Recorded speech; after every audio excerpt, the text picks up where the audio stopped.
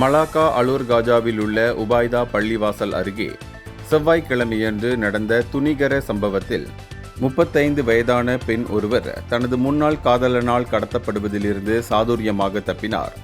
போலீசார் அளித்த தகவலின்படி ஏற்கனவே குற்றவியல் போதைப்பொருள் வழக்குகளில் ஈடுபட்ட 38 வயதான முன்னாள் காதலன் கத்தி முனையில் அந்த பெண்ணை கடத்திச் சென்றதுடன் காரில் வைத்து அவரை மோசமாக தாக்கினார். மேலும் அவர் சமுராய் வாளை பெண்ணின் மார்பில் வைத்து மிரட்டியுள்ளார். இதனைத் தொடர்ந்து அந்த பெண் வாட்ஸ்அப் மூலம் தனது முன்னாள் கணவருக்கு தகவல் தெரிவித்தார்.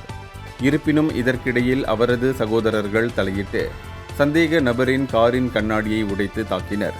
அப்போது தப்பிச் செல்வதற்காக அப்பெண் எதிர்த்து போராடி அருகிலிருந்த பூந்தொட்டியால் சந்தேக நபரின் முகத்தில் தாக்கி அங்கிருந்து தப்பினார்.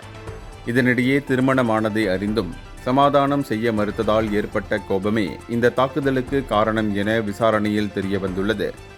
இந்த சம்பவத்திற்கு சில மணி நேரங்களுக்கு பிறகு கம்போங் ஆயர் ஈத்தாமில் சந்தேக நபரை போலீசார் கைது செய்தனர்.